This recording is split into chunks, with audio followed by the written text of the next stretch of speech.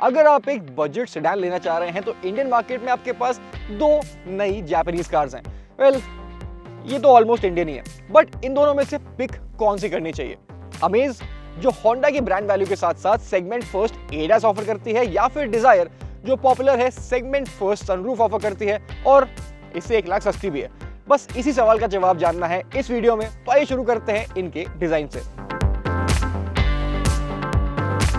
ये दोनों ही गाड़ियां रिसेंटली अपडेट हुई है। अमेज अपने 3rd जनरेशन अवतार में है और डिजायर 4th जनरेशन में, लेकिन अमेज का डिजाइन नया होने के बावजूद नया लगता नहीं है, and I will explain why. इस नए डिजाइन में काफी इंस्पिरेशन होंडा एलिवेट और होंडा सिटी से ली गई है। ये चौड़ी सी ग्रिल एलिवेट से इंस्पायर्ड है। इसकी रियर प्रोफाइल और स्पेसिफिकली टेल लैंप्स सिटी से सिमिलर हैं। इसके अलॉय व्हील्स भी एलिवेट और सिटी के जैसे दिखने में लगते हैं और साइड से ये अभी भी पुरानी अमेज की तरह ही लगती है। ये एक ब्रांड न्यू डिजाइन है जो इसे इसके हैचबैक वर्जन से अलग तो करता ही है, साथ में इसे एक यूनिक आइडेंटिटी भी देता है। इस गाड़ी में भी काफी क्रोम एलिमेंट्स का यूज किया गया है जो बहुत ही नीटली इंटीग्रेटेड है। और वैसे तो इसके अलॉयज का साइज अमेज जितना ही है, बट क्योंकि व्हील्स और व्हील आर्चेस के बीच में ज्यादा गैप नहीं है तो ये इतने छोटे लगते नहीं है। बट टायर्स थोड़े पतले जरूर हैं। इसके हेडलैम्प्स और डीआरएल ज्यादा स्लीक है।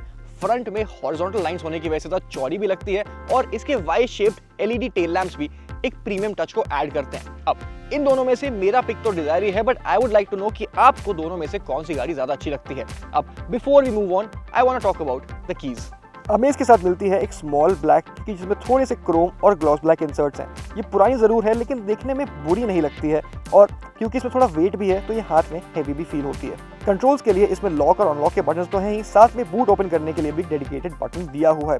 अब अमेज में आपको कीलेस एंट्री का भी ऑप्शन मिल जाता है डोर पे एक रिक्वेस्ट सेंसर के थ्रू, और वहाँ पर एक प्रॉक्सिमिटी सेंसर भी है। तो जैसे ही आप गाड़ी के पास आके डोर हैंडल को पकड़ते हैं, गाड़ी अपने आप ही अनलॉक हो जाती है। और अगर आप इसका ऑटोमेटिक वेरिएंट लेंगे तो आपको चाबी से ही गाड़ी का इंजन रिमोटली स्टार्ट करने का ऑप्शन मिल जाएगा। डिजायर की तो काफ़ी पुरानी है और अमेज के कंपैरिजन में थोड़ी डल और चीप भी लगती है। ये भी एक प्लास्टिक की है जिसमें थोड़े ग्लॉसी एलिमेंट्स हैं, पर ये बहुत ही छोटी सी है और हाथ में हल्की सी भी फील होती है, और इस गाड़ी की प्रीमियम अपील को बिल्कुल भी मैच नहीं कर पाती। इसमें भी आपको सेम ही कंट्रोल्स मिलते हैं, जहां पर लॉक और अनलॉक के अलावा आपको बूट ओपन करने के लिए डेडिकेटेड बटन दिया हुआ है, और यहाँ पर भी एक रिक्वेस्ट सेंसर के थ्रू कीलेस एंट्री मिल जाती है। पर डिजायर में प्रॉक्सिमिटी अनलॉक का ऑप्शन नहीं है। अब गाड़ी के अंदर जाने से पहले let's have a look at the boot.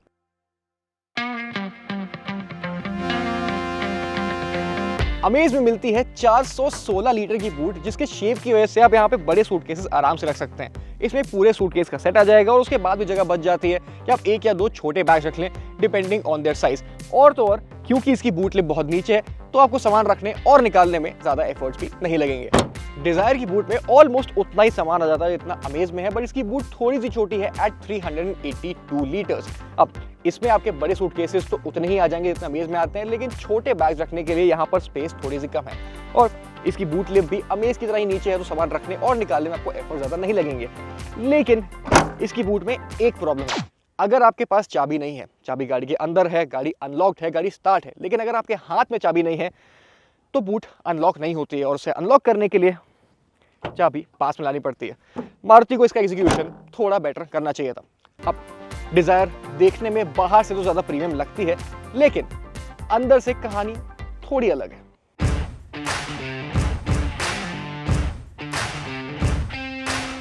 इन दोनों ही गाड़ियों में आपको एक black and beige cabin theme मिलती है, और अमेज के कैबिन कंपैरेटिवली सिंपल है। मल्टीपल लेयर्स हैं जो कि सब प्लास्टिक की हैं। यहाँ पर एक क्रोम स्ट्रिप भी है और साथ में ये पैटर्न फिनिश भी मिल जाती है। ये डिजाइन सिंपल और स्ट्रेट फॉरवर्ड जरूर है, पर यहाँ पर फिट एंड फिनिश और मटेरियल्स की क्वालिटी एवरेज बिल्कुल भी नहीं है। होंडा की सबसे अफोर्डेबल गाड़ी में भी उनकी प्रीमियमनेस फील होती है। डोर्स और डैशबोर्ड के प्लास्टिक्स हार्ड और स्क्रैची नहीं है। बटन्स में भी एक सैटिस्फाइंग वेट और क्लिक है, और डोर पैड्स में भी आपको सॉफ्ट टच पैडिंग मिल जाती है। इनफैक्ट डोर्स खोलने और बंद करने में भी काफी हैवी फील होते हैं। कहीं पर भी अनइवन पैनल गैप्स नहीं है और कोई भी एलिमेंट लूज या फिर चीप फील नहीं होता है। होंडा ने इस बजट में भी कैबिन क्वालिटी का अच्छे से ध्यान रखा है। और डिजायर के डैशबोर्ड का लेआउट देखने में ज्यादा बेटर लगता है, स्पेसिफिकली इस वुडन लाइक प्लास्टिक फिनिश की वजह से, लेकिन यहाँ पर कैबिन क्वालिटी अमेज जैसी नहीं है। ऐसा नहीं है कि मटेरियल्स की क्वालिटी अच्छी नहीं है या फिर फिट एंड फिनिश में कोई इशू है, बस ये अमेज जितनी अच्छी नहीं है, एवरेज ही है।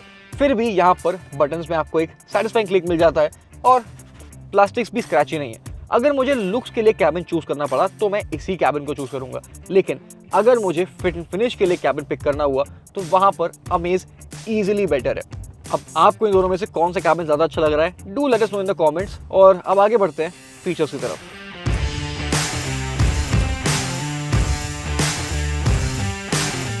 दोनों ही गाड़ियों के फीचर्स सिमिलर है, पर क्योंकि अमेज 1 लाख महंगी है तो उससे थोड़े बेटर फीचर एक्सपेक्टेड थे।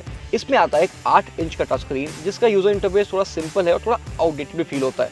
इसमें wireless Android auto Apple CarPlay तो है, बट वो भी कभी कभी लैग कर जाते हैं और रिस्पॉन्ड करने में थोड़ा टाइम भी ले लेते हैं। बट इसका साउंड सिस्टम अच्छा है और अगर आपको ड्राइव करते हुए गाने सुनना पसंद है तो आपको इसका म्यूजिक सिस्टम बहुत पसंद आएगा। और इसमें इक्वलाइजर की अलग अलग प्रीसेट सेटिंग्स भी पहले से ही दे रखी हैं। इसमें एक सेमी डिजिटल ड्राइवर डिस्प्ले भी है जिसमें एक साइड डिजिटल है और एक साइड एनालॉग। इसमें आप अलग अलग थीम्स सेट नहीं कर सकते, पर आप चूज कर सकते हैं कि टैकोमीटर में आपको क्या क्या इन्फॉर्मेशन देखनी है, और एडास की सेटिंग्स भी आप इसी स्क्रीन से कंट्रोल कर सकते हैं। यहाँ पर एक वायरलेस फोन चार्जर भी है जिसमें 2 अच्छी चीजें।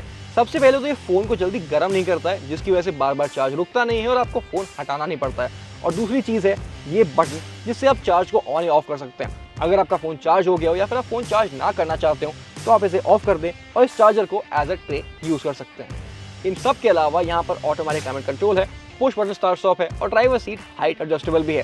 सेफ्टी फीचर्स में आपको 6 air bags, ABS with EBD, rear parking sensors, electronic stability control, hill start assist और ब्रेक असिस्ट एज स्टैंडर्ड मिल जाते हैं। हाई वेरिएंट्स में आपको ऑटो हेडलैम्प्स मिल जाते हैं और एक लेन वॉच कैमरा मिल जाता है जिससे लेफ्ट इंडिकेट करने पे उस साइड की फीड आपको टच स्क्रीन पे दिख जाती है, लेकिन ये फीड सिर्फ लेफ्ट साइड की है, राइट नहीं। इसमें एक रियर पार्किंग कैमरा भी है जिसमें आपको नॉर्मल, वाइड और टॉप डाउन व्यूज के ऑप्शन मिल जाते हैं, पर इसमें कोई डायनामिक गाइडलाइंस नहीं है। और फाइनली अमेज इंडिया के सबसे अफोर्डेबल कार है जिसमें एडास आता है और इसमें फीचर्स मिल जाते हैं जैसे कि lane keep assist, adaptive cruise control, autonomous emergency breaking और हाई बीम असिस्ट। होंडा इसमें लेवल 1 एडास ऑफर करता है जो कि सिर्फ कैमरा बेस्ड है, रेडार नहीं। तो लो लाइट कंडीशंस में या फिर हार्श लाइट कंडीशंस में ये फीचर सही से काम नहीं करेंगे, बट दिन में चलाते हुए नॉर्मल लाइटिंग कंडीशंस में इन सारे ही फीचर्स ने सही से काम किया है, स्पेशली अडैप्टिव क्रूज कंट्रोल ने। तो अगर आपको कम बजट में एक एडास वाली गाड़ी चाहिए तो अमेज आपके लिए एक अच्छा ऑप्शन है।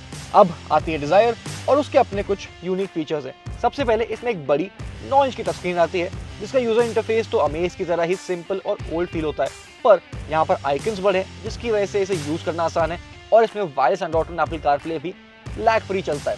बात करें म्यूजिक सिस्टम की तो यहाँ पर आपको एक डिसेंट साउंड सिस्टम मिल जाता है जिससे आपको कोई शिकायत नहीं आएगी, और अमेज की तरह ही इसमें भी आपको पहले से ही इक्वलाइजर प्रीसेट्स मिल जाते हैं। अब अमेज की तरफ यहाँ पर एक डिजिटल ड्राइवर डिस्प्ले तो नहीं है, लेकिन मारुति इसमें एक सिंगल पेन सनरूफ ऑफर करता है जिससे कैबिन में ज्यादा लाइट तो आती है, साथ में इसके इंटीरियर्स भी ज्यादा प्रीमियम फील होते हैं, और ये फीचर अमेज में नहीं आता। यहाँ पर और फीचर्स हैं जैसे कि automatic climate control, cruise control और electronically adjustable ORVMs with auto fold. Lastly इसमें एक वायरलेस फोन चार्जर भी आता है जो आपके फोन को एक एडिक्वेट स्पीड पे चार्ज करेगा, लेकिन मैंने अपने एक्सपीरियंस में नोटिस किया है कि उस पर फोन बहुत जल्दी गर्म हो जाता है और आपको बार बार वहां से फोन हटाना पड़ता है। बात करें सेफ्टी की तो बेसिक फीचर्स यहाँ पर सेम ही है। अब जहाँ अमेज में एक लेन वॉच कैमरा आता है, वहीं डिजायर एक 360 डिग्री कैमरा ऑफर करती है।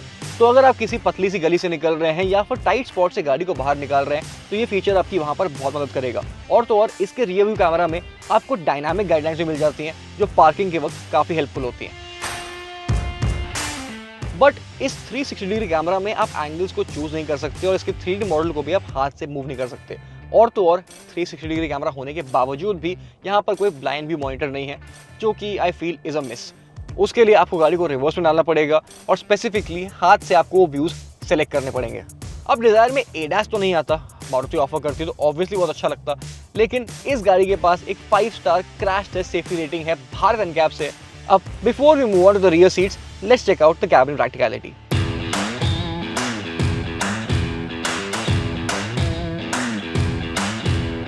अमेज में आपको चारों रोज में 1 लीटर बॉटल होल्डर्स मिल जाते हैं। फ्रंट में 2 कप होल्डर्स हैं, एक डिसेंट साइज का ग्लव बॉक्स है और यहाँ सेंटर आर्मरेस्ट तो नहीं है, पर उसकी जगह आपको एक बड़ा स्टोरेज मिल जाता है। रियर पैसेंजर्स के पास सेंटर आर्मरेस्ट में 2 कप होल्डर्स हैं और फ्रंट पैसेंजर सीट के पीछे एक सीट बैक पॉकेट है।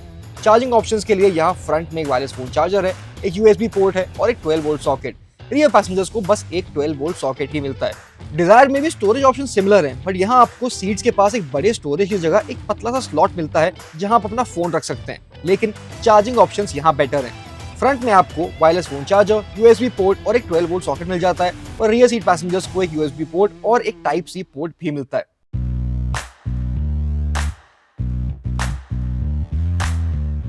दोनों गाड़ियों का रियर सीट एक्सपीरियंस सिमिलर ही है। अमेज की रियर सीट्स में आप 2 लोग को कंफर्टेबली बैठा सकते हैं। यहाँ पर नी रूम अच्छा है, लेग रूम अच्छा है, अंडर थाई सपोर्ट भी डिसेंट ही है, बट हेड रूम यहाँ पर लंबे लोगों के लिए थोड़ा कम है। आई एम 5'8" और मेरे बाल इस समय रूफ को टच कर रहे हैं। अब यहाँ पर आप 3 लोग को नहीं बनाए तो अच्छा है, मिडिल पैसेंजर को एक डेडिकेटेड हेडरेस्ट तो मिल जाता है, पर अगर यहाँ पर 3 लोग बैठेंगे तो किसी को भी सफिशिएंट स्पेस नहीं मिलेगी। बात करें विजिबिलिटी की तो वो यहाँ पर अच्छी है। विंडोज बड़ी हैं जिससे कैबिन के अंदर अच्छी खासी लाइट आती है और कैबिन की थीम भी लाइट होने की वजह से आपको क्रैम्प्ड फील नहीं होता। बट अगर एक चीज़ है जिससे मुझे कंप्लेन है तो वो है ये सेंटर आर्मरेस्ट, जिसे यहाँ रुक जाना चाहिए पर ये यहाँ पर आकर रुकता है। ये डोर आर्मरेस्ट से पैरेलल नहीं है और सेम लेवल पर भी नहीं है, तो बैठे बैठे आपका एक हाथ ऊपर रहेगा और एक हाथ नीचे, जो कि लॉन्ग ड्राइव में थोड़ा सा अनोइंग बन जाएगा। बात करें डिजायर की तो यहाँ पर स्पेस सिमिलर ही है। नी रूम और लेग रूम में ज़्यादा डिफरेंस नहीं है, अंडर थाई सपोर्ट सेम ही है, पर हेड रूम यहाँ पर बेटर है। अब 3 पैसेंजर्स आप यहाँ पर भी कंफर्टेबली नहीं बैठा सकते हैं, मिडिल पैसेंजर को हेडरेस्ट नहीं मिलता है और 3 पैसेंजर्स बैठने पे शोल्डर्स ओवरलैप होते हैं। विजिबिलिटी यहाँ पर भी अच्छी है कैबिन की वाइड थीम और बड़ी विंडोज़ की वजह से, लेकिन सामने के हेडरेस्ट कुछ ज़्यादा ही बड़े हैं जिसकी वजह से आपका फ्रंट का व्यू थोड़ा ऑब्स्ट्रक्ट हो जाता है। लेकिन अमेज की तरह यहाँ पर आर्मरेस्ट नीचे नहीं है, इनफैक्ट इसकी पोजीशन परफेक्ट है, तो लॉन्ग ड्राइव पे आपको इरिटेशन बिल्कुल भी नहीं होगी। जब हम ओवरऑल रियर सीट एक्सपीरियंस की बात करते हैं तो डिजायर एक क्लियर विनर है और एक ऐसी गाड़ी है जिसमें आप अपनी पूरी फैमिली को लेके कंफर्टेबली लॉन्ग जर्नीज पे जा सकते हैं। और जब बात लॉन्ग जर्नीज की हो ही रही है तो इसकी परफॉर्मेंस को भी देख लेते हैं। अगर आप अपनी गाड़ी के इंजन से चाहते हैं सुपीरियर परफॉर्मेंस तो इस्तेमाल करें Castrol Edge advanced full synthetic engine oil, जो देता है आपकी गाड़ी को 30% इंप्रूव परफॉर्मेंस। ये इंजन ऑयल है BS6 रेडी और देता है ज्यादा पावर, ज्यादा एक्सेलरेशन, जब चाहो जहां चाहो।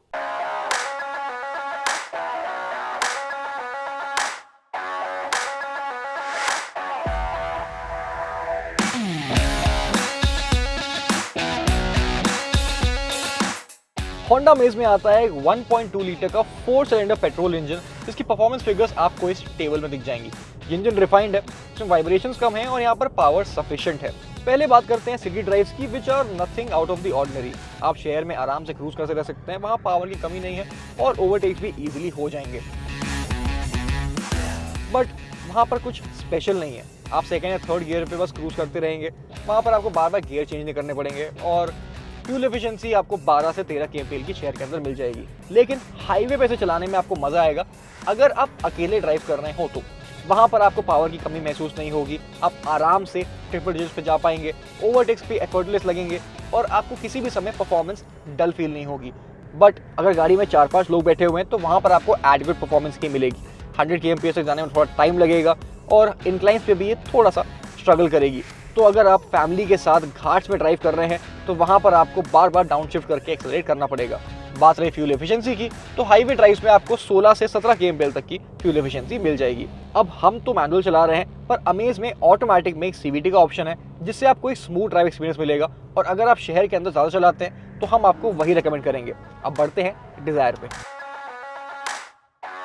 डिजायर में पहले एक 4 सिलेंडर इंजन आता था, बट अब नहीं, अब आता है 1.2 लीटर का 3 सिलेंडर पेट्रोल इंजन, जिसकी परफॉर्मेंस डिटेल्स आपको इस टेबल में दिख जाएंगी। अब इस इंजन की कुछ अच्छी बातें भी हैं और कुछ बुरी भी। सबसे पहले तो ये इंजन इतना रिफाइंड नहीं है, तो गाड़ी चलाते हुए आपको स्टीयरिंग व्हील पे, फुटवेल में और गियर लीवर पे वाइब्रेशंस फील होंगे जिनको आप इग्नोर नहीं कर सकते, बट टाइम के साथ साथ आप उन वाइब्रेशन के साथ भी रहना सीख जाएंगे। सिटी में इसका ड्राइव एक्सपीरियंस एक्स्ट्रा ऑर्डिनरी है। इस इंजन को सिटी ड्राइव्स के लिए बेटर ट्यून किया गया है, तो वहाँ पर आपको पावर की कमी महसूस नहीं होती है। इसे आप सेकंड गियर में चलाते रह सकते हैं, ओवरटेक्स बिना सोचे हो जाते हैं और शहर में चलाने में मज़ा भी आता है। और बात रही फ्यूल एफिशिएंसी की तो शहर के अंदर आपको 15 से 16 kmpl का माइलेज तो आराम से मिल जाएगा।